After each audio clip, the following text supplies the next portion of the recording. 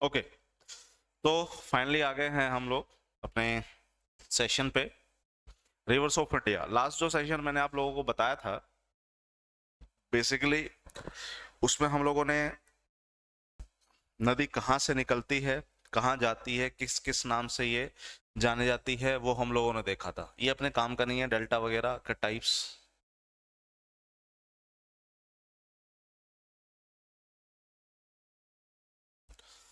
नदियों को कितने हिस्से में बांटा था? दो हिस्सों में, हिमालयन रिवर्स, पेनिनसुलर। ये सारी हिमालयन रिवर्स हैं, ये सारी की सारी पेनिनसुलर रिवर्स है, प्रायद्वीपीय नदियां।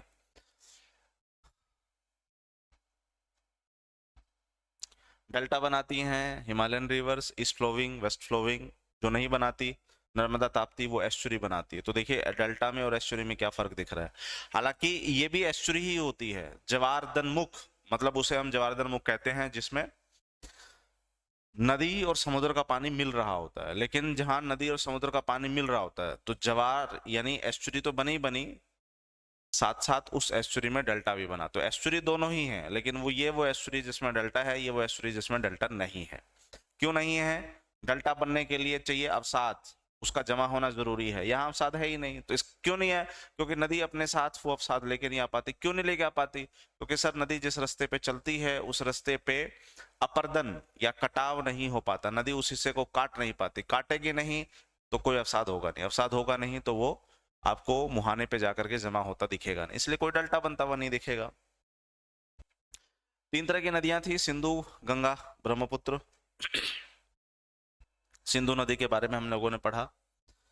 सिंधु नदी कहाँ से आती है, कहाँ जाती है, उसकी 5 सहायक नदियां हैं, और उसके बाद 2 आव वाले क्षेत्र जो हैं वो सिंधु की जो सहायक नदियां हैं वो जो इंडस वाटर ट्रीटी था वो हम लोगों ने पढ़ा। कृष्ण गंगा प्रोजेक्ट का खेल देखा, गंगा रिवर पे हम आए, गंगा रिवर का नेटवर्क को हम लोगों ने समझा। उसके बाद गंगा कहाँ से आती है, जाती है, मर्ज होती है, वगैरह वगैरह, वो सब हमने देख लिया। गंगा के सहायक नदी देखी। लेफ्ट बैंक राइट बैंक ये हमारे काम का नहीं है, इसलिए इतना डिटेल में जाने की जरूरत नहीं है। तो देखा, चिमायोंगनोंग ग्लेशियर से ये नदी निकलती है, 2900 किलोमीटर कैनियान बना करके चलती है। माजुली आइलैंड असम में आपको बहुत फेमस आइलैंड दिखेगा।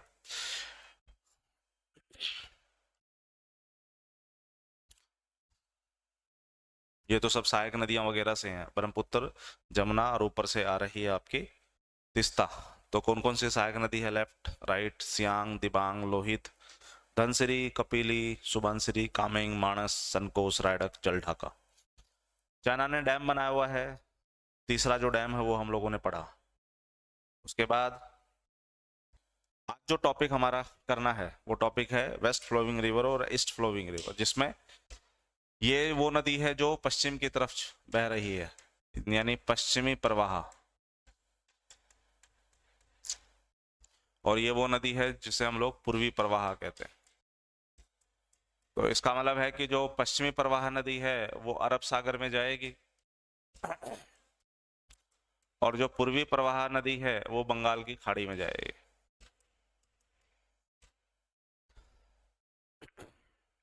बाकी तो सर सारी नदियां बंगाल की खाड़ी में, पूर्व ये अरब सागर में जाएगी। लेकिन सर कुछ नदियां ऐसी भी होती हैं जो एक्सेप्शंस होती हैं, जो कहीं नहीं पहुंचती, मतलब वो निकलती तो हैं, यानी पश्चिमी प्रवाह तो है, लेकिन वो लुप्त हो जाती है पहले। लूनी अकेली नदी नहीं है, इसमें आप लोग कहेंगे रुपेन, बानस और सरस्वती। तो लूनी के साथ साथ ये वो नदी है जो पश्चिमी प्रवाह है, लेकिन अरब सागर में नहीं जाती। ये पहले ही कच्छ के रण में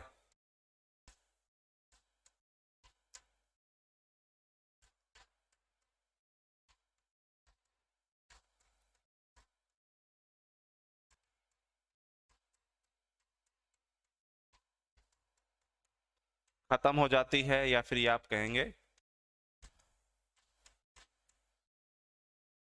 लुप्त हो जाती है।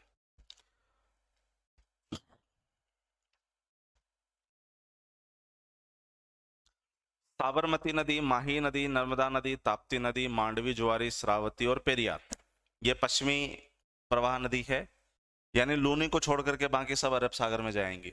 और ये ध्यान रखना है कि पश्चिमी प्रवाह नदी डेल्टा नहीं बनाती है। पूर्वी प्रवाह नदी है महानदी, गोदावरी, कृष्णा, कावेरी, खासकर ये जो चार हैं काफी इंपॉर्टेंट होती हैं, इनसे पूछने की संभावना सबसे ज्यादा होती है। उसके बाद पेन्नार रिवर, सुबर्णरेखा रिवर, ब्राह्मणी, शारदा, पोनियार, वेगई, ये आ गए आपके एक्स्ट्रा में। बढ़िया आगे। तो सबसे पहला जो टॉपिक है वो नदी जो भारत की पश्चिमी प्रवाह है।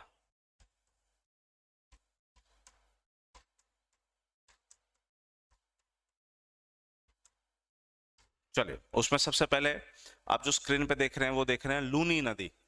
लूनी नदी की जो बिगिनिंग होती है वो होती है अरावली के पर्वत से। अरावली के पर्वत से, अरावली का जो साउथ साइड है उस रीजन से एक नदी निकलती है जिसको हम लोग लूनी नदी के नाम से जानते हैं। लूनी नदी आगे बढ़ती जाती बढ़ती जाती बढ़ती जाती, और ये वो क्षेत्र है जिसे हम रन ऑफ कच्छ कहते हैं। रन ऑफ कच्छ वाले क्षेत्र में आकर के जो है ये नदी अपना पानी छोड़ देती है, यानी ये कह लीजिए ये लुप्त हो जाती है। ये स्क्रीन कट रही है ना, स्क्रीन को ठीक करते हैं पहले तो।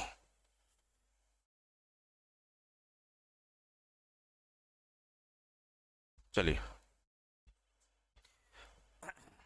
पहली बात बेटा, ये नदी कहाँ है? सर ये नदी है राजस्थान में, राजस्थान से निकलती है। तो राजस्थान कैसा क्षेत्र है?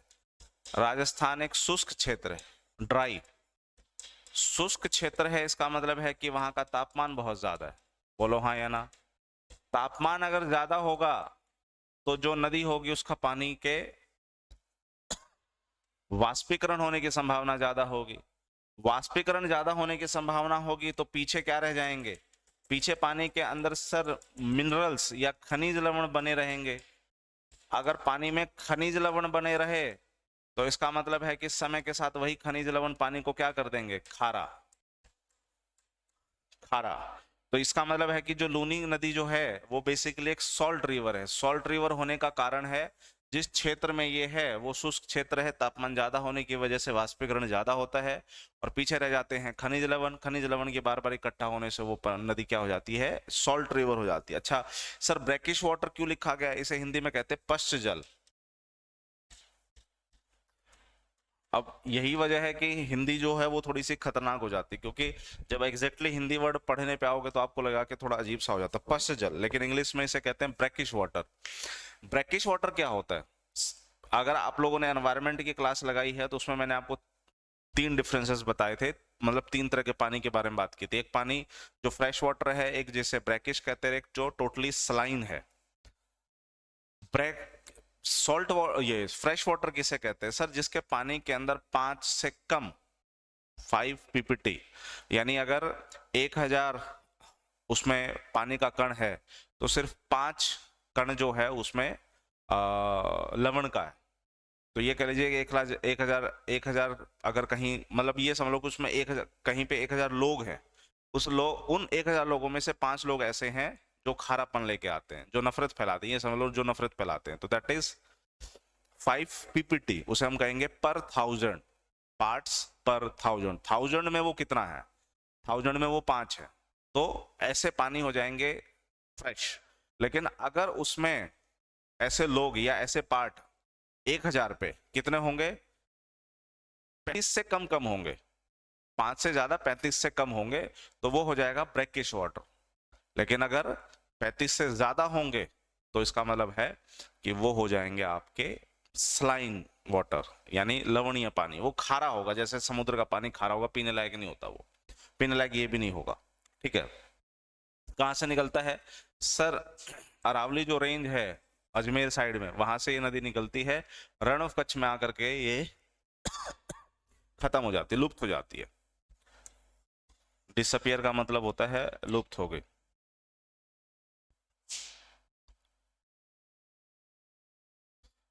चलो, बाकी कुछ समझने की जरूरत नहीं। हालांकि तीसरा जो पॉइंट है, अगर मतलब नेक्स्ट पॉइंट देखोगे तो ये कहता है कि इसकी जो चौड़ाई होती है नदी की वो आगे बढ़ने के साथ बढ़ती जाती है, लेकिन इसकी गहराई नहीं बढ़ती। ऐसा क्यों? गहराई बढ़ने के लिए नदी को क्या करना है? उसको खोदना है। खोदना मतलब ज्योग्राफी में कहते हैं अपरदन होना है। अपरदन कम होगा जब नीचे वाला हिस्सा जो होगा सॉफ्ट होगा, थोड़ा सा मुलायम होगा। तभी वो चीजें खुदेंगी, नदी अपने साथ तभी उसको बहा के लेके जाएंगे। लेकिन नीचे का जो हिस्सा है जिसे हम बेड कहते हैं, बेसिकली वो जो बेड है वो बहुत हार्ड है। हार्ड क्यों है? क्योंकि वो कंकड़ पत्थरों से मिलके बना है, तो इसलिए इरोजन नहीं हो पाता। इसलिए पानी की जो गहराई है वो बढ़ नहीं पाती, लेकिन आगे बढ़ने के दौरान पानी की चौड़ाई जो है वो बढ़ती जाती है। तो ये एक्सेप्शन है, बाकी इसमें कुछ ज्यादा समझने वाली बात नहीं है।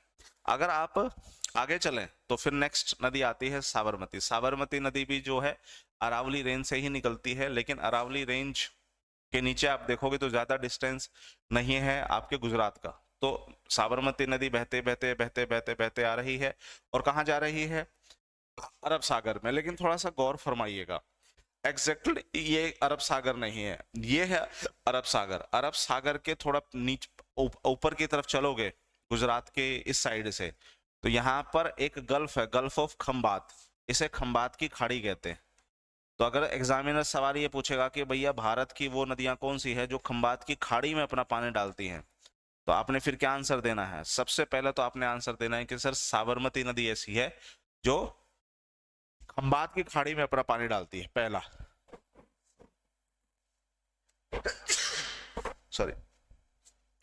दूसरी नदी आपको इसी में दिख रही है, माही नदी, ये भी खंबात की खाड़ी में ही पानी डालती है। तीसरी नदी आपको देखिए नीचे की तरफ से दिख रही है, जिसे हम कहते हैं नर्मदा।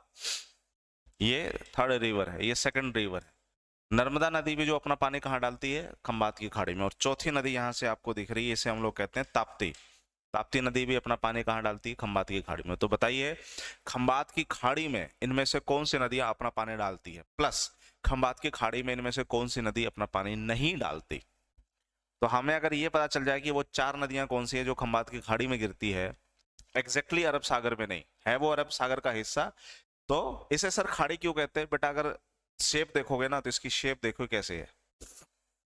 इसकी शेप अंग्रेजी के यू आकार में होती है, इसे हम लोग कहते हैं खाड़ी।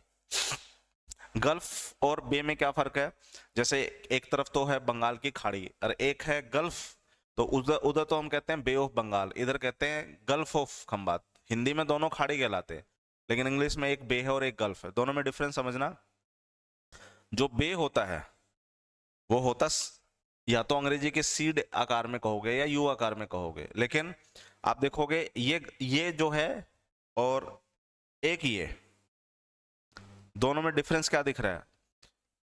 दिख तो दोनों सी जैसे रहे हैं, बस फर्क ये है कि एक की जो चौड़ाई है वो काफी नैरो है, मतलब अंदर आने के लिए जो गैप होता है वो काफी कम है। तो जिसका गैप कम होता है उसको हम कहते हैं गल्फ, लेकिन जिसका गैप ज्यादा होता है उसको हम कहते हैं बे। तो दोनों हिंदी में खाड़ी कहलाती हैं, लेकिन आकार के हिसाब से दोनों अलग अलग हैं, और इनकी जो एंट्री पॉइंट है बेटा वो अलग अलग है। तो एक तो डिफरेंस समझ में आ गया कि बे और गल्फ के बीच में क्या डिफरेंस है, पहली चीज। दूसरी चीज, आकार में बड़ा कौन सा है? आकार में बड़ा आपका गल्फ मिलेगा। तो दुनिया का सबसे बड़ा गल्फ क्या है? गल्फ ऑफ मैक्सिको, ये दुनिया का सबसे बड़ा गल्फ है। ये डिफरेंस है, ठीक है। तो यहाँ कहते हैं कि ये है Gulf of Khambhat, not Bay of Bengal. यहाँ ना कि बे ऑफ खंबात, यहाँ है गल्फ ऑफ खंबात। क्यों? क्योंकि आगे का जो पॉइंट है वो काफी नैरो है। चलिए बढ़िए आगे। यहाँ से साबरमती नदी गई, साबरमती शहर बहुत फेमस शहर है, वो इसी नदी के किनारे है, और साबरमती साबरमती आश्रम गांधी जी जुड़े हुए हैं, और अल्टीमेटली वो खंबात की खाड़ी में अपना पानी डालती है। माही जो नदी है वो भी विंध्याचल से ही निकलती है, ठीक है। विंध्याचल कहाँ? जो हिस्सा मध्य प्रदेश के साइड है, वहां से एक नदी निकलेगी जिसको हम लोग कहते हैं माही नदी। आप देखिए आगे बढ़ती जा रही है, बढ़ती जा रही है, बढ़ती जा रही है, ये चली गई आपके राजस्थान में, राजस्थान से मुड़ती है, मुड़ करके वापस गुजरात में, गुजरात से होते हुए ये खंबात की खाड़ी में अपना पानी डालती है। लेकिन यहाँ एक बड़ी इंटरेस्टिंग चीज होती है, अगर आप ऊपर देखो तो ये डॉट डॉट दिख रहे हैं आपको, ये डॉट डॉट क्या है? आप कहेंगे सर इसे हम लोग कहते हैं ट्रॉपिक ऑफ कैंसर। और ट्रॉपिक ऑफ कैंसर कह रहे हैं इसलिए बड़ा इंटरेस्टिंग हो जाता है, अगर आप देखोगे पानी ऊपर की तरफ, यहां से ट्रॉपिक ऑफ कैंसर को, कर्क रेखा को काटा नदी ने, ऊपर गई, ऊपर से वापस नीचे आई, और देखिए फिर कर्क रेखा को काटा। तो यानी माही नदी वो नदी है जो कर्क रेखा को 2 बार काटती है। यहां देखो दुनिया में एकमात्र ऐसी नदी जो कर्क रेखा को 2 बार काटती है। कौन सी है? माही। कहाँ है? भारत में। किस जगह से निकलती है? मध्य प्रदेश के विंध्याचल से निकलती है। तो बेटा अगर कर्क रेखा को 2 बार काट रही है तो क्या भारत में कोई नदी ऐसी है जो भूमध्य, भारत छोड़ो, दुनिया में कोई ऐसी नदी है जो भूमध्य रेखा को और मकर रेखा को 2 बार काटती हो? हाँ, है ना सर। इसके लिए मुझे अफ्रीका जाना पड़ेगा। अफ्रीका में एक नदी है जिसका नाम है कोंगो रिवर। कोंगो, ये कोंगो जो रिवर है ये इक्वेटर को, भूमध्य रेखा को 2 बार काटती है। ये देखिए, एक बार कट गया, ये देखिए दूसरी बार कट गया, और इस तरीके से अटलांटिक ओशन में पानी डालती है। तो कोंगो रिवर ने भूमध्य रेखा को 2 बार काटा। कोंगो को जायरे भी कई बार कह देते हैं। ओके, तीसरा, नीचे आ जाओ, ये क्या है? Tropic of Capricorn, that is मकर रेखा। मकर रेखा को 2 बार काटती है। हाँ सर, ये देखो, एक बार, 2 बार, और इस तरीके से इंडियन ओशंस में जाकर के अपना पानी वो डाल देती है। तो वो नदी बताइए जो मकर रेखा को 2 बार काटती है? लिम्पोपो। तो कर्क रेखा को माही, भूमध्य रेखा को कोंगो, मकर रेखा को लिम्पोपो। ये 3 नदियां हैं जो फेमस है। 3 नदियां हैं जो फेमस है कर्क, मकर और भूमध्य रेखा को 2 बार काटने के हिसाब से। यहाँ पर कहानी खत्म बढ़ते होती है, बढ़ते हैं आगे। हम आ गए हैं अब किस पे? हम आ गए हैं अब नर्मदा नदी पे। नर्मदा नदी का जो उद्गम है अमरकंटक के पहाड़ों से होता है, जो कि मध्य प्रदेश के रीजन्स में होता है। मध्य प्रदेश और बिल्कुल छत्तीसगढ़ की बाउंड्री पे अमरकंटक के पहाड़। तो अमरकंटक के जो मध्य प्रदेश का साइड है वहां से एक नदी निकलती है जिसको हम लोग नाम दे देते हैं नर्मदा। और ये नर्मदा नदी जो है वो आगे बढ़ रही है, बढ़ रही है, बढ़ रही है, बढ़ रही है, बढ़ रही है, बढ़ रही है, बढ़ रही है, और खंबात की खाड़ी में जो है अपना पानी, अरे यार,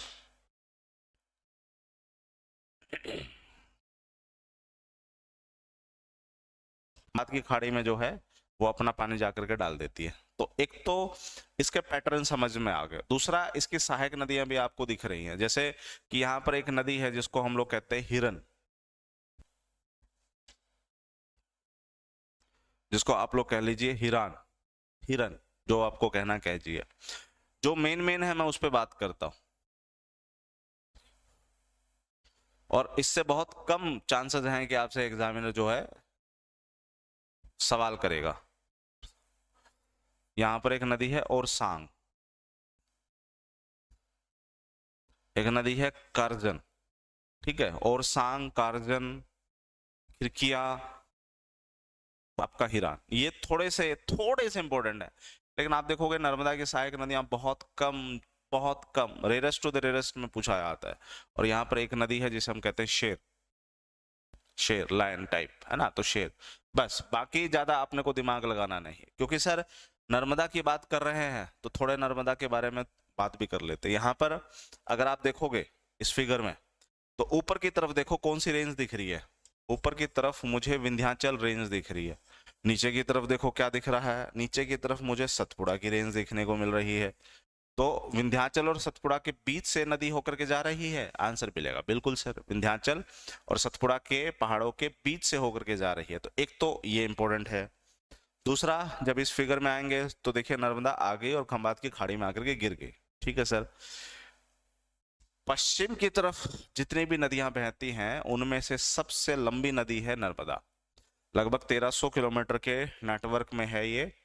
और ये नदी डेल्टा नहीं बनाएगी, लंबी है, डेल्टा नहीं बनाएगी। क्यों? क्योंकि सर एक बनी हुई बनाई घाटी होती है, उस बनी बनाई घाटी से ही ये नदी निकलती है, इसे अपर्दन हो नहीं पाता। अपर्दन हो नहीं पाएगा, इसलिए आप देखेंगे उसमें कोई अवसाद होता नहीं, और अवसाद होगा नहीं तो साफ है अवसाद का जमाव होगा नहीं, तो इसका मतलब वो डेल्टा बनेगा नहीं। कहानी समझ में आ गई? तो ये कहाँ से आ रही है? ये रिफ्ट वैली से होकर के आ रही है, जिसे आप लोग भ्रंश घाटी भी कह देते हैं। और इस भ्रंश घाटी की वजह से ही कोई अवसाद नहीं आ पाता, इसलिए कोई डेल्टा भी नहीं बन पाता। कहाँ से आती है? अमरकंटक के रेंज से। चलो, बहुत फेमस शहर है जो इस नदी पे है, जिसका नाम है जबलपुर। इस जबलपुर की तरफ आओगे तो एक बहुत ही फेमस वाटरफॉल्स यानी जलप्रपात देखने को मिलेगा। वाटरफॉल्स क्या होता है? जो पानी पहाड़ों से ऊपर नीचे की तरफ गिरता है उसे हम जलप्रपात कहते हैं। तो यहाँ पर जबलपुर के पास भेड़ा घाट के पास एक जलप्रपात है जिसका नाम है धुआंधार, धुआंधार जलप्रपात। तो बहुत ही फेमस जलप्रपात या वाटरफॉल है। और ये नदी जब खंबात की खाड़ी की तरफ जा रही है तो आप देखेंगे उस तरफ एक डेल्टा का निर्माण करती है ये नदी, और उस डेल्टा का नाम है आलिया बेट। इसमें नहीं दिखेगा, बकायदा यहाँ एक डेल्टा बनता है बिल्कुल मुहाने पे। इस डेल्टा का निर्माण करने में, इस डेल्टा का नाम है आलिया बेट। तो इस आलिया बेट के निर्माण में जिस नदी का योगदान है, या जिस नदी के मुहाने पे आलिया बेट आइलैंड बनता है, वो नर्मदा ही है।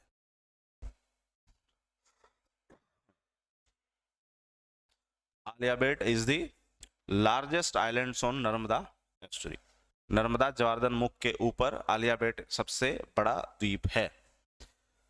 ये देखो फिगर, क्या आपको जलप्रपात देखने को मिल रहा है? ये जबलपुर वाला रीजन है। जबलपुर में भेड़ाघाट, भेड़ाघाट में अगर आप देखोगे तो नदी कैसे जलप्रपात बनाते हुए नीचे की तरफ आ रही है। सर एक बात बताइए, ये बीच के हिस्से में तो आपको पर्वत दिख रहे हैं, पहाड़ दिख रहे हैं, यहाँ से कटाव दिख रहा है, यहाँ से कटाव दिख रहा है, तो ये नदियां ने इस जगह से रास्ता क्यों काटा? बेटा क्योंकि ये वाले जो चट्टाने हैं वो काफी कठोर है, और ये वाली जो चट्टाने थी वो सॉफ्ट थी, मुलायम थी, इसलिए समय के साथ कट गई। लेकिन ये नहीं कटी क्योंकि ये कठोर रही इसके और इसके मुकाबले, इसलिए वो यहाँ पर बनी है। पहली चीज तो आपने ये समझना। दूसरा, बड़ा खूबसूरत दृश्य आपको दिखने को मिल रहा है यहाँ से लेकर के जब मैं यहाँ तक जाऊंगा। बाकायदा आप यहाँ पर लोगों को देख सकते हैं, ऐसे नहीं दिखेगा, थोड़ा सा आंखें खोल करके देखना पड़ेगा। लोग दिख रहे हैं यहाँ पे, ये इस विहंगम दृश्य जो है उसका आनंद ले रहे हैं। तो आप भी ले सकते हैं, अगर कभी जबलपुर जाना होगा तो आप इस घाट पे जाकर के धुआंधार जलप्रपात का मजा ले सकते हैं। उसके बाद जब आप बिल्कुल वेस्टर्न पॉइंट पे आएंगे तो यहाँ पर आपको एक छोटा सा आइलैंड्स देखने को मिलेगा, आलिया बेट। वो हम कर चुके, इसलिए ज्यादा इस पे अपने को दिमाग लगाना नहीं है। इस नर्मदा नदी के ऊपर सर बने हैं डैम यानी बांध। कौन कौन से डैम है? अगर मैं उसकी बिगिनिंग देखूं, जहां से उसकी बिगिनिंग हो रही है, तो वहां पर कुछ डैम बने हैं जिसमें बहुत फेमस है। एक तो है ओंकारेश्वर, एक है महेश्वर, और एक है सरदार सरोवर। सरदार सरोवर इन सब में सबसे इंपॉर्टेंट है। सरदार सरोवर डैम से देखिए नर्मदा सागर याद रह जाएगा, तवा सहायक नदी है नर्मदा की, वो याद रह जाएगा। बारगी है वो मैंने नहीं देखा, कभी कभी पूछा गया हो। एक बस दिमाग में आइडिया होना चाहिए कि हाँ कोई बारगी नाम का कोई डैम भी है जो कि नर्मदा पे है, बट है बहुत लीस्ट इंपॉर्टेंट। मोस्ट इंपॉर्टेंट में क्या आएगा? ओमकारेश्वर है, महेश्वर है और सरदार सरोवर, जिसमें सबसे सबसे सबसे इंपॉर्टेंट है सरदार सरोवर डैम। सरदार सरोवर डैम अगर आप देखोगे तो उसकी लोकेशन कहाँ है? गुजरात में। सरदार सरोवर डैम पे क्या बनेगी? बिजली। बिजली बन करके ये बिजली किसको दी जाएगी? सरदार सरोवर से बनने वाली बिजली पहुंचती है राजस्थान को, सरदार सरोवर से बनने वाली बिजली जो है वो पहुंचती है गुजरात को जहां वो है, और यहाँ से जो बिजली है वो पहुंचती है कहाँ? महाराष्ट्र को। तो इस डैम का जो बेनिफिट है ऊपर और नीचे की तरफ वाले राज्यों को मिलता है, जहां से नदी आती है उस राज्य को फायदा सरदार सरोवर के से बनने वाली बिजली का नहीं होता है। अंडरस्टूड यहां तक की कहानी?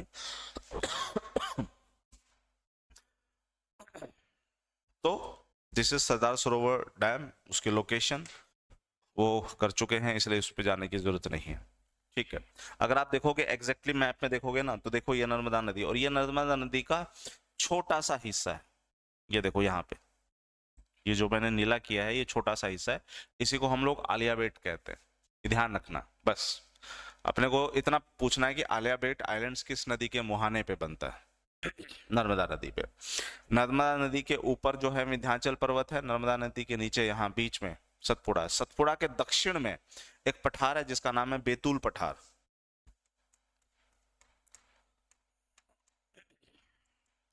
इस बैतूल पठार से एक नदी निकलती है बैतूल पठार के पश्चिम से, जिसे हम लोग कहते हैं तापी नदी। तापी नदी जो है अगर आप देखोगे नर्मदा के समानांतर बहती हुई जा रही है, और समानांतर ही वो गल्फ ऑफ खंबात में जाकर के मर्ज होती है। तो इस वजह से ताप्ती नदी को हम लोग, तापी या ताप्ती जो भी बोलना चाहो, ये नर्मदा के बाद दूसरी सबसे लंबी नदी है, लगभग 725 किलोमीटर। अगर आपको याद आ रहा हो तो जो ब्यास नदी है, सॉरी ब्यास नदी कह रहा हूँ, रावी नदी और जो झेलम नदी है, तो रावी और झेलम नदी का जो मतलब 725 किलोमीटर लगभग है, ये उतनी ही लंबाई है जितनी झेलम की है लगभग। वो भी 725, सॉरी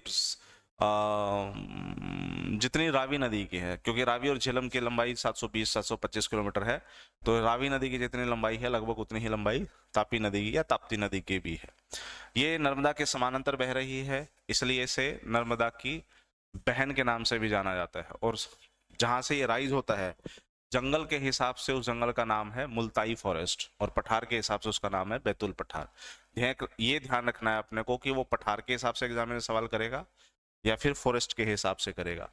सर, तापी नदी की जो सहायक नदियों में आती है उसमें एक तो होगी पूर्णा, एक होगी गिरना। अगर आप देखोगे तो ये नाम थोड़े से ना मैच कर रहे हैं एक दूसरे के साथ। पूर्णा, गिरना, अरुणावती, उसके बाद गोमई, अरुणावती, गोमई, गिरना, पूर्णा, बस इतना ध्यान रख लेना, इससे ज्यादा अपने को दिमाग लगाना नहीं। और आखिरी में जाकर के वो हो रही है मर्ज। देन तापी, इस तापी नदी के ऊपर बेटा कुछ डैम बना हुआ है, जिसमें एक डैम आपको महाराष्ट्र और मध्य प्रदेश के बिल्कुल बाउंड्री पे दिखेगा, जिसका नाम है हथनूर डैम। उसके बाद जब आगे बढ़ेंगे तो गुजरात साइड में एक डैम बना है जिसका नाम है उकाई डैम। दरअसल इसके ठीक पीछे आपको पानी थोड़ा खड़ा दिख रहा है, मतलब पानी का नेटवर्क थोड़ा बड़ा दिख रहा है। बड़ा क्यों दिख रहा है? क्योंकि सर ये झील भी है। कौन सी झील? इसका नाम है उकाई झील।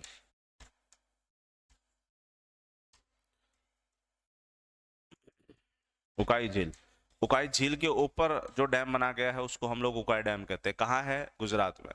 तो दो डैम है, Hatnur dam and Ukai dam, और फिर गुजरात से बहते बहते वो गल्फ ऑफ खंबात में जाकर के अपना पानी मर्ज करती है। तो ये चार नदियां हैं जो आप लोगों ने यहाँ देखी। यहां तक डियर जी को डाउट है तो बताइए। बेसिकली यहाँ पर हमने चार नदियां देखी, माही नदी, साबरमती नदी, लूनी नदी जिसको हम पहले खत्म कर चुके हैं, उसके बाद नर्मदा और ताप्ती नदी। यहां तक कोई डाउट हो तो बताइए।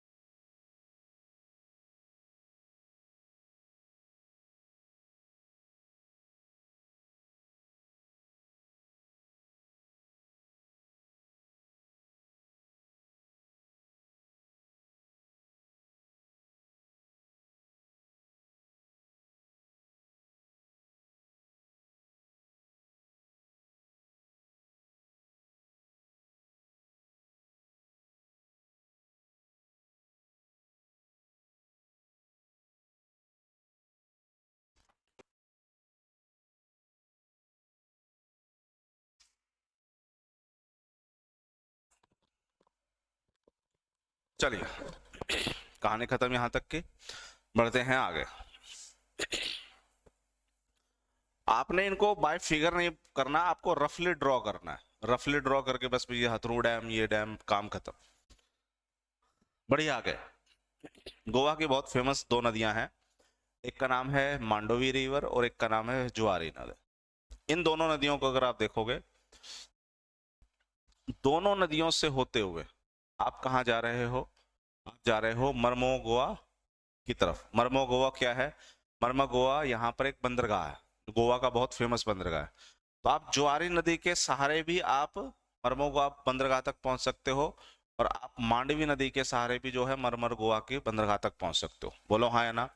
तो होता ये है कि गोवा के अंदर जब इंपोर्ट एक्सपोर्ट करना हो तो नदियों के सहारे जो है सामान पहुंचाया भी जाता है, और वहां से सामान वापस नदियों के थ्रू लाया भी जाता है। तो नदियां अच्छा खासा रोल प्ले करती है। इसे कहते हैं हम लोग वाटर वेज। जैसे हाईवे होते हैं, हाईवे का मतलब जो सड़क पे हो, इसे कहते हैं वाटर वेज, यानी ऐसे रास्ते जो पानी पे है। तो वाटरवेज, वाटरवेज में अच्छा खासा रोल प्ले करते हैं मांडवी और ज्वारी नदी। तो मांडवी नदी जो है उसको महादयी नदी के नाम से भी जाना जाता है। तो अगर मांडवी ना बोला जाए, महादयी बोला जाए, सही है। इसके अलावा तो देखो ज्यादा दिमाग लगाने की जरूरत नहीं है। मांडवी सबसे बड़ी नदी, ज्वारी सबसे छोटी है। तो बस इतना ध्यान रख लेना कि ये कहाँ है। ये गोवा की फेमस नदियां हैं और इन नदियों पे वाटरवेज है, मतलब वाटरवेज के थ्रू जो है यहाँ पर व्यापार किया जाता है। That is a part Goa. बढ़ो आगे। फिर आते हैं हम लोग सर, एक नदी है फेमस जिसका नाम है शरावती नदी। हालांकि एक नदी है यहाँ पे जिसको काली नदी भी बोलते हैं। तो आप देखिए यहाँ 3 नदी देखने को मिलेगी आपको। एक है काली नदी, एक है शरावती नदी, एक है नेत्रावती नदी। 3 नदी है।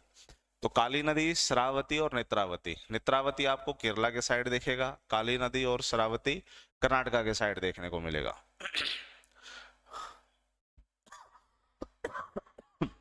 जिसमें शरावती इंपॉर्टेंट है क्योंकि इसी शरावती रिवर के ऊपर आपको भारत का सबसे हाईएस्ट वाटरफॉल्स देखने को मिलेगा, जिसे जोग वाटरफॉल या फिर गैरोसेप्पा वाटरफॉल के नाम से भी जाना जाता है।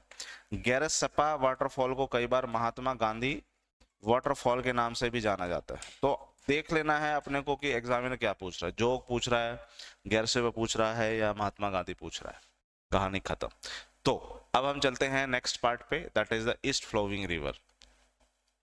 और ये ध्यान रख लेना, अगर हम सबसे पहले वाले स्लाइड पे चलें जहां पर हमें वेस्ट फ्लोइंग रिवर देखने को मिला था, ये रहा, तो हमने लगभग सारी नदियां देख ली, पेरियार नहीं पड़ा। तो पेरियार के लिए आपको कहां जाना पड़ेगा, केरल में। तो पेरियार को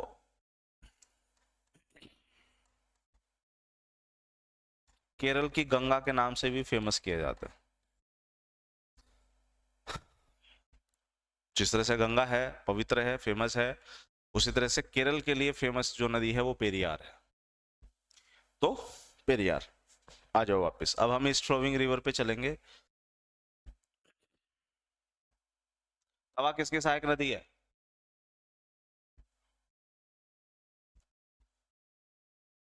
ये दिक्कत हो रही है भाई, स्लाइड जैसे ही ज्यादा उठे वैसे ही हमारा सिस्टम जो है, सिस्टम हैंग कर देंगे भाई, वो वाला हिसाब किताब है।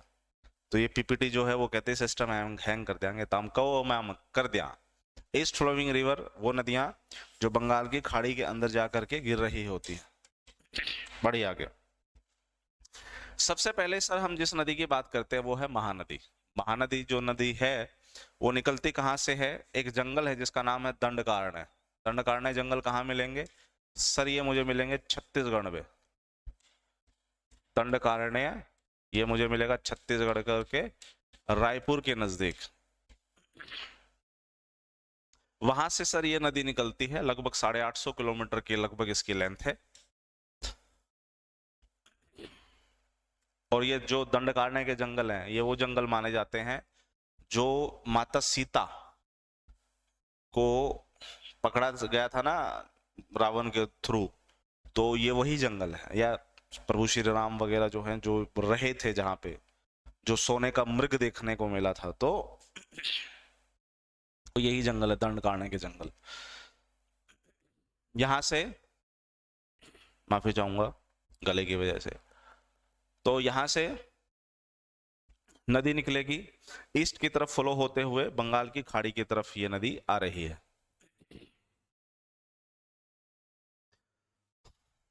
उड़ीसा, उड़ीसा की तरफ आ रही है।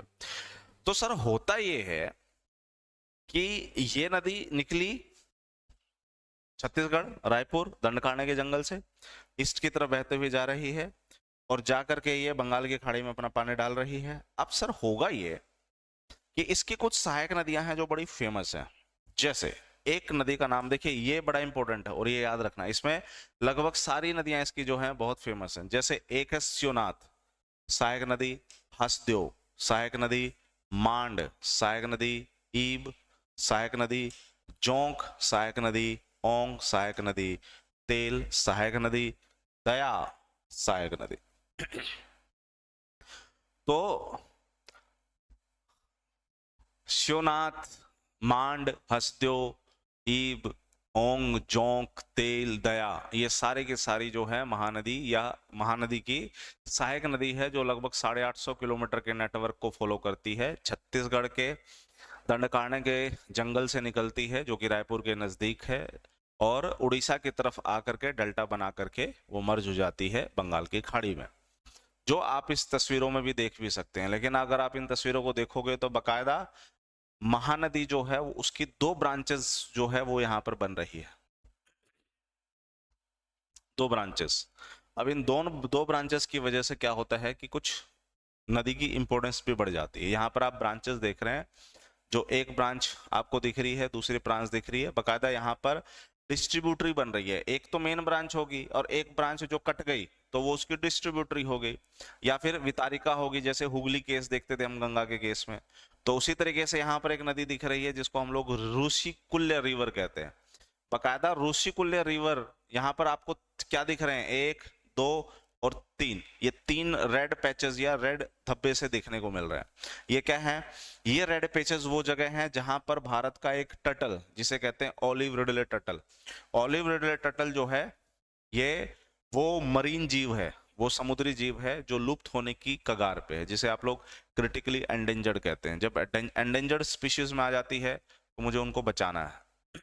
तो मास नेस्टिंग बीच, मास नेस्टिंग बीच मतलब ये ऐसे बीच है जहां पर ये कछुए अपना बच्चों को जन्म देते हैं, अपने अंडों को देते हैं, जिससे बच्चे निकलते हैं। तो मास नेस्टिंग बीच है। तो what is the difference between tortoise and turtles?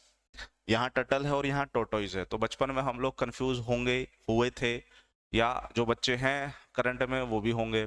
सबको लगता है कि टोर्टोइज एंड टर्टल दोनों सेम चीज है। थोड़ा सा डिफरेंस है इन दोनों के बीच में, स्पीशीज प्रजाति एक में ही आती हैं ये, लेकिन टोर्टोइज अपना ज्यादातर जीवन जो है वो जमीन पे बिताता है, जबकि टर्टल्स अपना ज्यादातर जीवन पानी में बिताता है। इस वजह से टर्टल्स के जो फिन होते हैं, टर्टल के जो पांव होते हैं, आप देखेंगे वो कुछ इस तरीके से बने हुए होते हैं कि पानी में तैरने लायक होते हैं। लेकिन अगर आप टोर्टोइज को देखोगे, इसके पंजे देखो, तो पंजों को आप देखोगे तो थोड़े से नुकीले हैं, ताकि जमीन पे चलने के लिए जो ग्रिप होती है वो ग्रिप बनी रहे। तो इसलिए ये डिफरेंस है एक मेन। लेकिन हम जिसकी बात कर रहे हैं वो है olive Ridley turtles, olive Ridley turtles की मास नेस्टिंग बीच।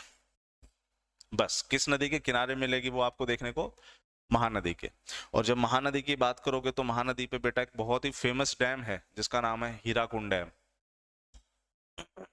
हीराकुंड जो डैम है,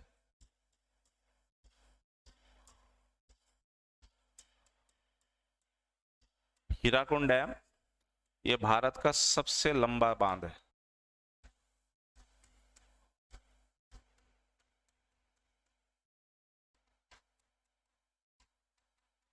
लगभग 55 किलोमीटर की, लगभग 55 किलोमीटर की लंबाई है इस हीराकुंड बांध की। तो नदी कौन सी है, महानदी। ध्यान क्या रखना है, कहां से ये नदी निकलती है, नदी कहां से निकलती है सर, महानदी के दंडकारण्य, सॉरी छत्तीसगढ़ के दंडकारण्य के जंगल से निकलती है, जो रायपुर के नजदीक है। उसके बाद वो नदी लगभग 850 किलोमीटर के नेटवर्क में चलती है, उड़ीसा से होते हुए वो बंगाल की खाड़ी में गिरती है।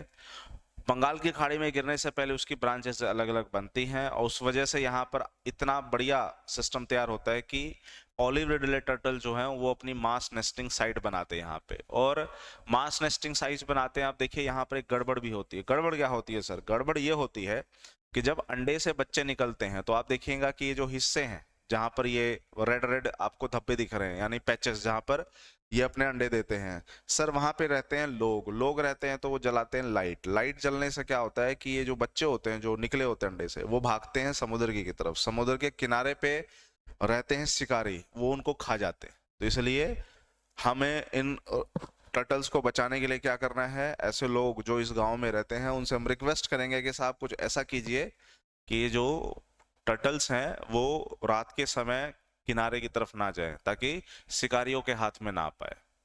अंडरस्टूड।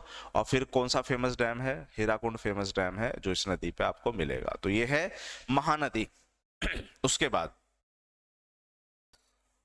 महानदी की सहायक नदियां, वैसे तो मैंने उस टॉपिक में बता दिया है, लेकिन अच्छा, अगर आप यूपीएससी टाइप का भी तैयारी करोगे तो तब तो लेफ्ट और राइट आपके लिए इंपॉर्टेंट है, पकड़ नहीं कर रहे कोई फर्क नहीं पड़ता। फिर आपने सबको इकट्ठे याद रखना है, सियोनाथ, हसदेव, मांड, ईब, ओंग, जोंक।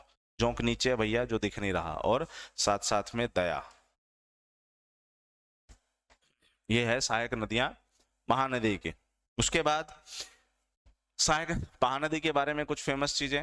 सबसे पहले तो सर, जो किनारा है, जो अभी हमने देखा कि महानदी का डेल्टा वाला क्षेत्र, उस किनारे में सर ये नदी बाकी अदर नदियों के मुकाबले जो है सबसे ज्यादा सिल्ट या सबसे ज्यादा अवसाद जमा कराती है, मोस्ट एक्टिव सिल्ट।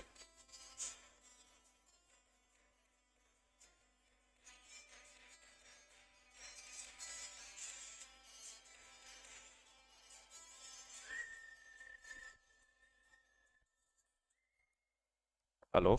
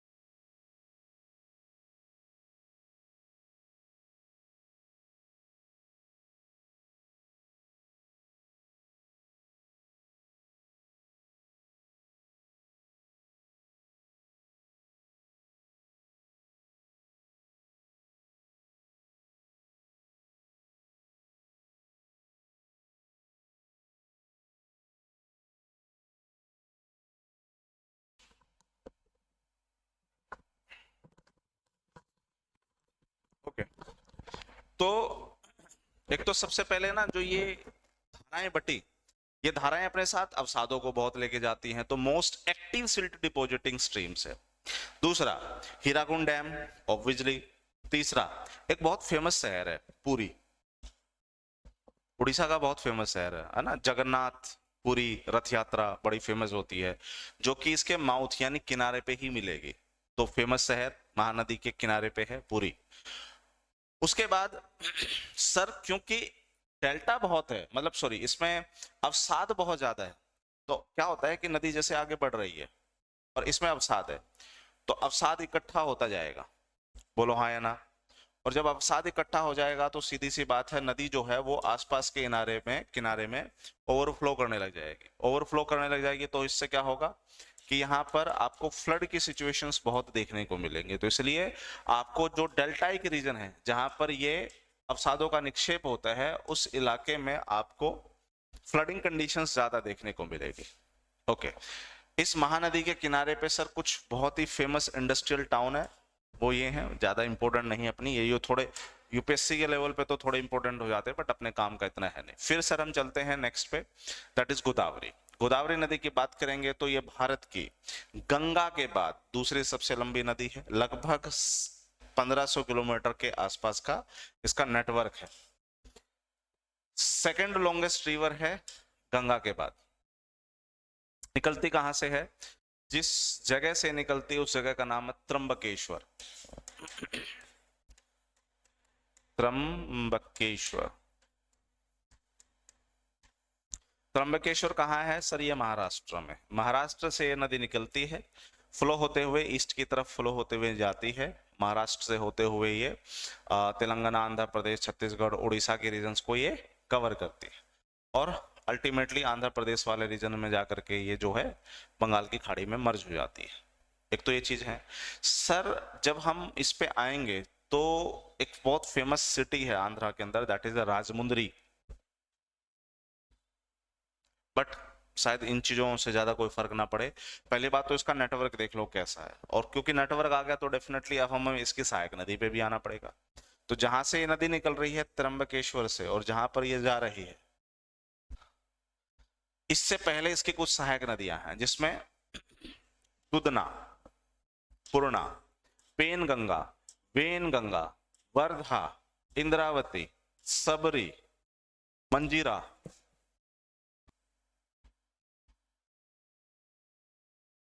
प्राणहिता नहीं है इसमें, प्राणहिता नहीं है, लिख देता हूं प्राणहिता। तो दुधना, पूर्णा, पेनगंगा, वेनगंगा, वर्धा, इंद्रावती, सबरी, प्राणहिता, मंजीरा, और फिर क्यों छोड़ा मान्यवर और परवरा, इनको भी ले ही लो। मान्यवर, मान्यवर जैसा होता है ना, उस जैसा ही साउंड करता, मान्यर, मान्या। हालांकि मैंने कभी नहीं देखा कि ऐसा कोई क्वेश्चन पूछा गया, तो बहुत कम चांस है कि इनके पूछने के, लेकिन जिसको मैंने ये किया है अंडरलाइन, इनको पूछने की संभावना ज्यादा, यानी एक दो छोड़ दो, बाकी सब इंपॉर्टेंट है इसके अंदर। प्राणहिता तो बकायदा बहुत, बाहुबली मूवी जो सेकंड पार्ट अगर आप देखोगे तो जो बाहुबली की जो माँ है वो अपने छोटे बेटे को एक नदी के किनारे महल बनाने की बात कहती है, वो नदी का किनारा प्राणहिता ही था। अगर आप उस मूवी को ढंग से सुनोगे, अब कभी देखना हो तो देखना, प्राणहिता के किनारे बेटा तेरे लिए महल बनाया जाएगा, तो उसमें बताया जाता है। खैर बढ़िया आगे। तो ये चीज हो गई सर, त्र्यंबके, पूर्णा, पेनगंगा, वर्धा, वर्धा, वर्धा, वर्धा, सहायक नदी। ओके, थोड़ा नीचे की तरफ आएंगे तो मैंने आपको बताया था कि डेल्टा के एक टाइप्स होते हैं, जिसमें एक डेल्टा का टाइप होता है लोबेट टाइप।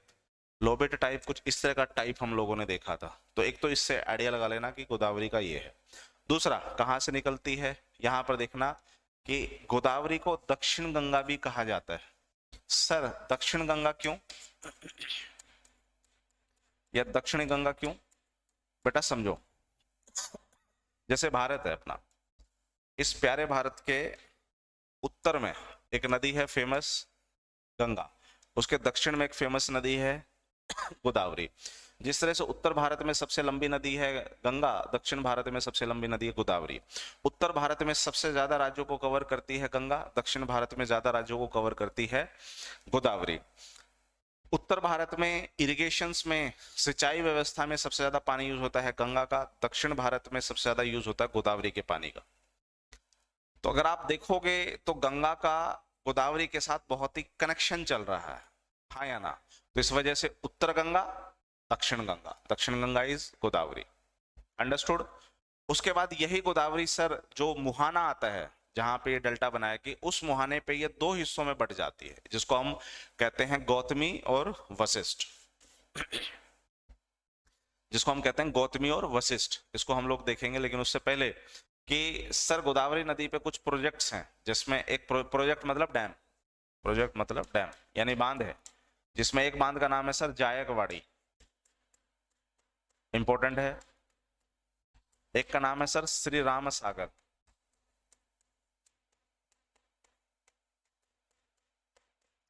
और एक का नाम है पोलावरम। खासकर जायकवाड़ी ये काफी इंपॉर्टेंट है, और कुछ फेमस इंडस्ट्री है वो देख लेना। अब जब आप इस गोदावरी को देखोगे तो सहायक नदी देख ली, इसलिए ज्यादा दिमाग अपने को लगाना नहीं है, लेकिन नीचे की तरफ आप आओगे जहां पे ये दो हिस्सों में बटती है तो आप देखोगे कि एक हिस्सा जो है गौतमी है, एक हिस्सा जो है वशिष्ठ है, दो हिस्सों में बट गया। इससे थोड़ा सा पीछे देखोगे यहाँ पर आपको दो तरह के ब्रिज देखने को मिल रहे हैं। एक है राजमुंद्री ब्रिज, तो वो याद रह जाएगा क्योंकि राजमुंद्री जो है एक बहुत फेमस शहर है, इसलिए ये मुझे याद रह जाएगा राजमुंद्री ब्रिज।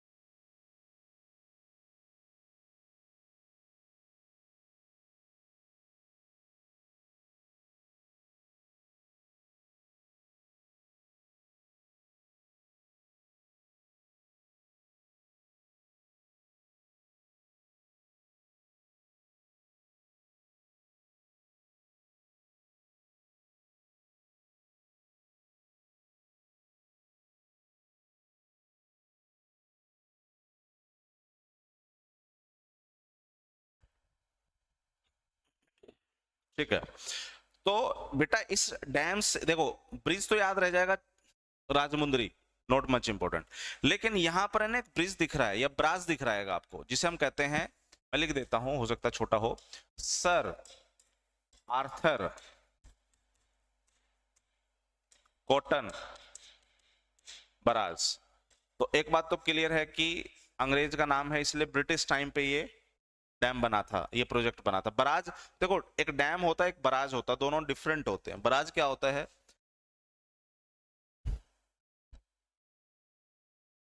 बराज दिख नहीं रहा, आपने देखा होगा कि कई जगह पे पानी रोका जाता है और रोक करके ना वो लोहे के है ना गेट से लगे होते हैं, और फिर उन लोहे के गेट्स को खोला जाता है, पानी निकलता है, फिर लोहे के गेट्स बंद कर देते हैं। तो जहां वो लोहे के गेट्स दिखेंगे तो समझ जाना वो बोराज है, डैम नहीं है, वो बराज है। तो बराज और डैम में डिफरेंस होता है। तो ये बराज है, यानी इस तरह से बहुत फेमस आपका बराज दिखेगा जो ब्रिटिश टाइम से ही है।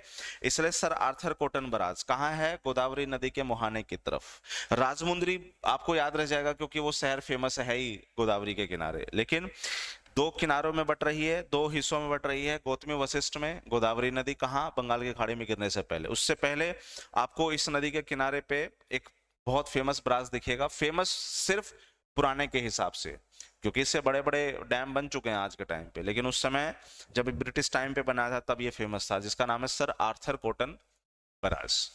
सहायक नदियां हम लोगों ने देख ली है बकायदा। इस पे एक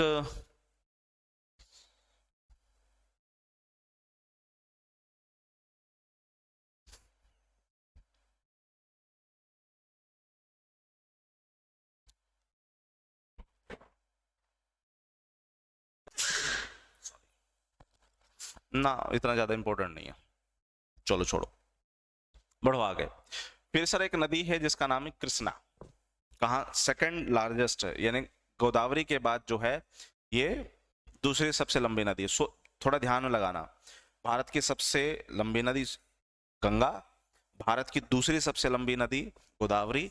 और थोड़ा सा एक बात बताओ, गंगा और गोदावरी दोनों में पुरानी नदी कौन सी है, सर गोदावरी ज्यादा पुरानी है, क्यों? क्योंकि गंगा बनी हिमालय के बनने से, जबकि दक्षिण भारत का हिस्सा तो पहले से ही था, इसलिए गोदावरी गंगा से भी पुरानी है। इसलिए गोदावरी को सिर्फ दक्षिण गंगा मत बोलिए, गोदावरी को आप बोलिए कि ये वृद्ध गंगा भी है। वृद्ध का मतलब बूढ़ी गंगा, इसको आप वृद्ध गंगा के नाम से भी बोल सकते हैं। आ जाइए वापस।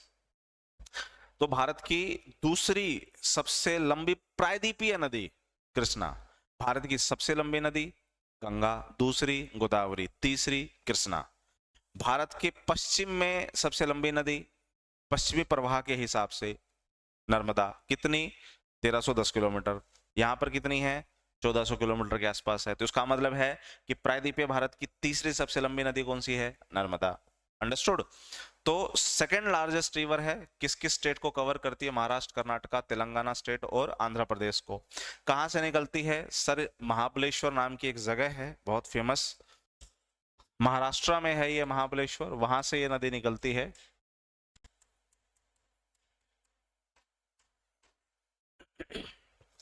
और इसके कुछ सहायक नदियां हैं जो आपको यहां पर दिखेंगी। इसकी कुछ सहायक नदियां हैं। कौन कौन सी सहायक नदियां? जैसे कि भीमा, सीना, सीना यहां दिखेगी नहीं, चलो देखते हैं। भीमा, कोयना, पंचगंगा, घटप्रभा, मलप्रभा, डिंडी, मंजरा, नहीं ये तो उसकी तरफ है। फिर मूसी, मूसी नदी के किनारे पे ही आपका हैदराबाद शहर है। तुंगभद्रा, जो तुंगा और भद्रा के नाम से आ रही है, एक तुंगा है एक भद्रा है, एक मर्ज होती है तब तुंगभद्रा। तुंगभद्रा, मलप्रभा, घटप्रभा, कोयना, भीमा, एक नदी है जिसका नाम है सीना, वो यहां पर दिख नहीं रही है। फिर मूसी। तो ये कुछ फेमस नदियां हैं जो कृष्णा की सहायक नदी है। कृष्णा जो सेकंड लार्जेस्ट रिवर दक्षिण भारत की।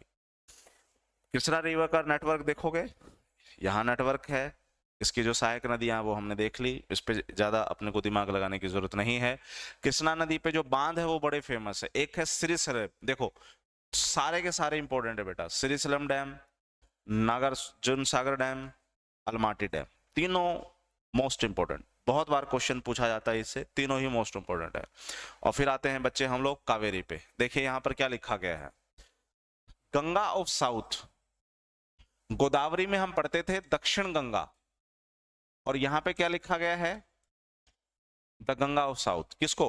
कावेरी को। सर ये माजरा क्या है? दक्षिण गंगा, दक्षिण भारत की गंगा, दोनों में फर्क क्या है? गोदावरी और गंगा नदी दोनों को जब हम पॉइंट बाय पॉइंट चला के चलाते हैं तो दोनों सेम सेम कर साउंड कर रहे हैं। हाँ, जैसे उत्तर भारत के लिए गंगा, दक्षिण भारत के लिए गोदावरी है, लेकिन सर जितनी पवित्र नदी भारत में गंगा है, दरअसल उतनी पवित्र नदी गोदावरी नहीं है।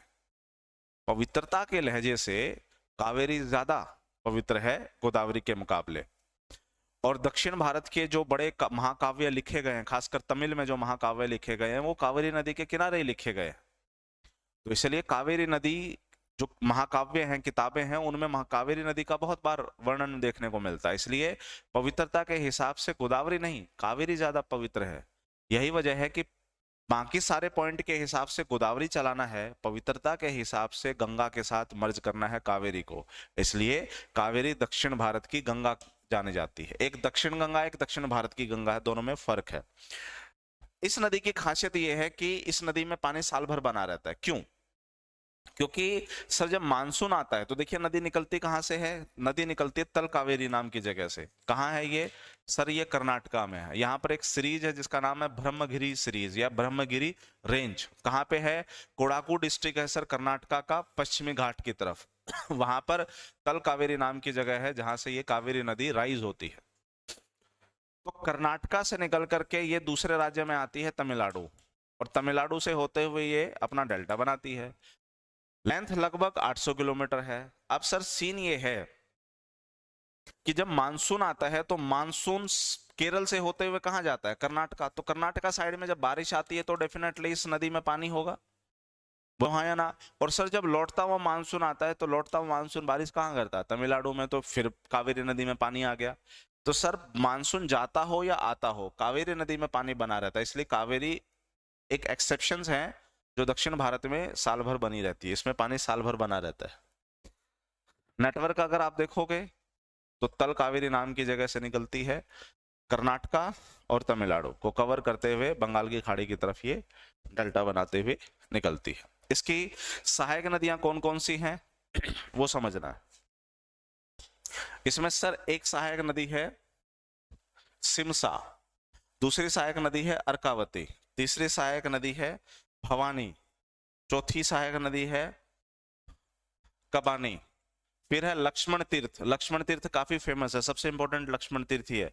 लक्ष्मण तीर्थ, कबानी, भवानी, उसके बाद अर्कावती, सिमशा, यह हो गई सहायक नदी अमरावती, यह हो गई सहायक नदी कावेरी की।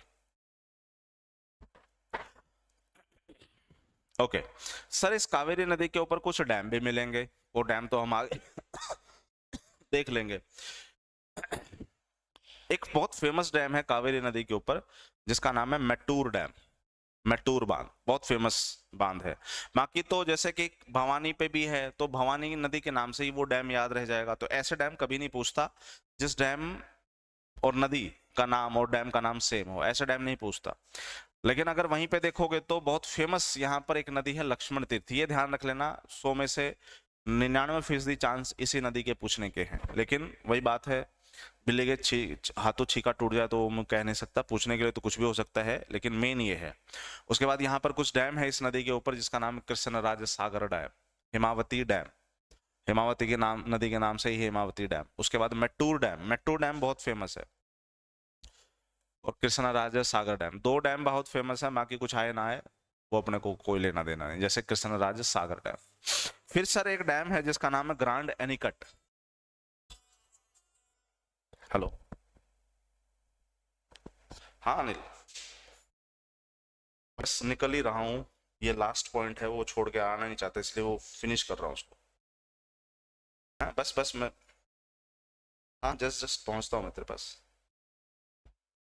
यहाँ पर एक डैम है बेटा जिसका नाम है grand anicut dam, grand anicut dam, ये ध्यान रखना है, इसके अलावा अपने को कोई ध्यान नहीं दिखना। अगर आपसे ये पूछा जाए कि डेल्टा बनाने के दौरान सबसे बड़ा नेटवर्क कौन सी नदी बनाती है, डेल्टा का जो नेटवर्क है सबसे बड़ा, आप कहोगे कावेरी नदी जो है सबसे बड़ा डेल्टा, मतलब डेल्टा का जो क्षेत्र है सुंदरवन के बाद कावेरी का सबसे बड़ा क्षेत्र। अगर आप देखोगे कितनी ही अलग अलग स्ट्रीम यहाँ से बटी हुई है, बिल्कुल बट गई है, यानी डेल्टा का जो मार्जिन है वो काफी ज्यादा है। इसमें कौन कौन सी नदियां हैं, जैसे हरांगी, हेमावती, सिमसा, अर्कावती देख लिया, लक्ष्मण तीर्थ, कबानी, भवानी, सुवर्णनावती, अमरावती। लेफ्ट राइट ध्यान रखने की जरूरत नहीं, पूरा ध्यान रख लेना।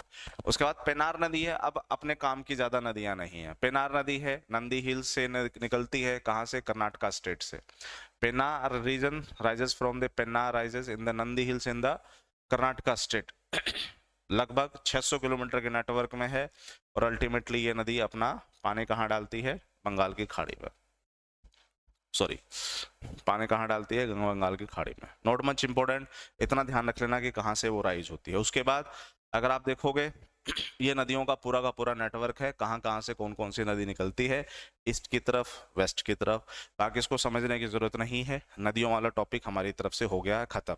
सहायक नदियां कर लिया, डैम कर लिया, नेटवर्क कर लिया, कौन सी लंबी नदी है कौन सी छोटी है, दक्षिण भारत में कौन सी लंबी, दक्षिण भारत की गंगा किसे कहते हैं, दक्षिण गंगा किसे कहते हैं, वगैरह वगैरह। यहाँ तक गंगा सॉरी रिवर्स का टॉपिक जो है मेरी तरफ से कंप्लीट फिनिश हो गया। अगली क्लास में हम ट्रांसपोर्टेशन के साथ स्टार्ट करेंगे या भारत की परिवहन व्यवस्था के साथ स्टार्ट करेंगे। अगर किसी बच्चे को कोई डाउट हो तो आपको पता है पूछना कहाँ है, तो अगले 1 मिनट में आप सवाल पूछ सकते हैं, नहीं तो आज की क्लास को मैं करता हूं बेटा यहीं खत्म, जाइए दूसरी क्लास लगाइए जो भी आपकी भी क्लास होगी।